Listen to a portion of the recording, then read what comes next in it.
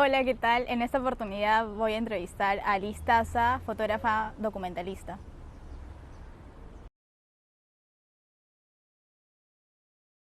Bueno, mi papá es fotógrafo y él me regaló mi primera cámara, ¿no? Y desde ahí empecé a hacer fotos, no sé, pucha, descubriendo como las técnicas más básicas del HDR, de la panorámica, y empecé a jugar con eso, hacer fotos. Yo vivía en el campo. Entonces, de ahí hice un pequeño portafolio y me ficharon para el comercio. El comercio iba a lanzar su primer diario en Piura. Era un suplemento que solo iba a salir los fines de semana. Entonces, estaban buscando fotógrafos. Y ya, me eligieron a mí. Y fue súper rápido en realidad, entre que comencé a hacer fotos y entre que empecé a trabajar en el diario. Y era la única fotógrafa, entonces hacía todo, hacía portada, deportes, misceláneas, retratos. Creo que mejor me iban retratos. Una vez que terminé ese proyecto es que decido que además de lo comercial y las cosas que me generaban dinero, como haciendo eventos o bodas, es lo que quería hacer para sentirme útil, digamos, en lo que me gustaba, ¿no? En la fotografía, ya desde mi punto de vista, digamos. De ahí decido ir donde los lugares donde me habían llamado más la atención cuando hice fotoperiodismo. Y uno de esos fue Yapatera. Y yo inicio con Yapatera, que es un lugar de afrodescendientes en Piura. Pero empiezo así como muy intuitivamente, ¿no? Como había estudiado comunicación, pero nunca me habían enseñado realmente cómo elaborar algo desde lo visual. O sea, mi universidad es muy enfocada en lo que era marketing y en lo que era periodismo. Y al final empezó a desarrollar ese proyecto y así me tomó como 2 años, 3 años entre que decidía, iba a ir al espacio, caminaba, encontraba, o sea, sin ninguna ruta, ¿me entiendes? Pero creo que salió un buen resultado desde ahí, como que me empezaron a llamar para otras cosas. Y desde ahí empecé a hacer proyectos personales, ¿no? O sea, pero de manera de extensión, como de lo que me gusta hablar a mí. No tanto como para ganar económicamente, ¿no? Ahora tengo mucho más claro lo que quiero, ¿no? Pero al inicio no. O sea, para mí fue como a lo largo ya de los, no sé, 4 o 5 años que vengo haciendo los proyectos, me doy cuenta mis intereses reflejados en lo fotográfico, ¿no? O sea, todo el tema de la tierra es súper presente, la gente, o sea, los campesinos y el tema del racismo también, ¿no? Pero todo eso se fue dando, ¿me entiendes? No es que fui buscando. Y empecé a encontrarme también dentro de los temas que iba eligiendo. Y el tema de esterilizaciones también es como, quería hacer un tema, no sé, cuando lo descubrí me llamó muchísimo la atención que no se supiera casi de ese tipo de reportajes. Entonces dije, ¿por qué no meterme? Y no quería tampoco hacer el cliché de repetir proyectos que ya se venían haciendo porque no le encontraba sentido, ¿no? Y en el documentalismo pasa mucho eso. Se repiten y se repiten temas. Entonces me pareció interesante como empezar a indagar y descubrí un montón de cosas y ahí decidí iniciar el proyecto, ¿no? Pero yo quería estudiar, porque como eso sí era un tema mucho más político, que implicaba una denuncia, que no sabía las limitaciones, también yo me limitaba, ¿no? Como decía, ¿qué es permisible dentro del documentalismo?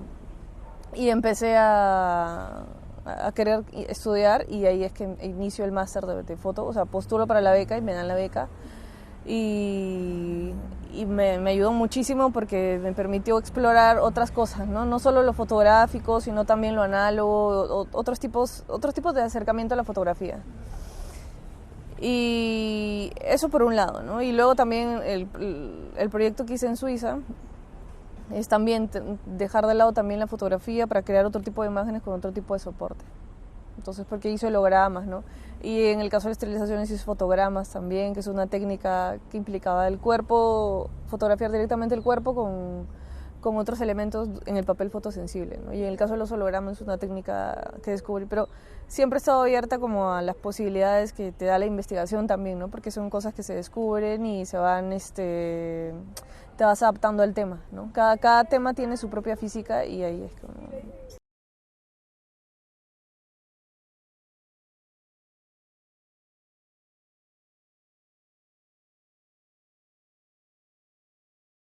Viene en marzo, es la exposición que voy a hacer, o sea, que ya había hecho en Suiza y que, bueno, es una parte de la residencia y del intercambio, es que yo pueda mostrar parte del proyecto acá, ¿no?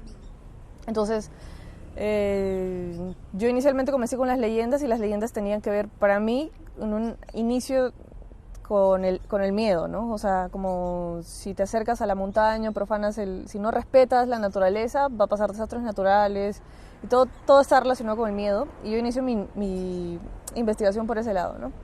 Entonces, los más grandes temores del hombre, o sea, era un viaje al pasado de cierta forma, ¿no?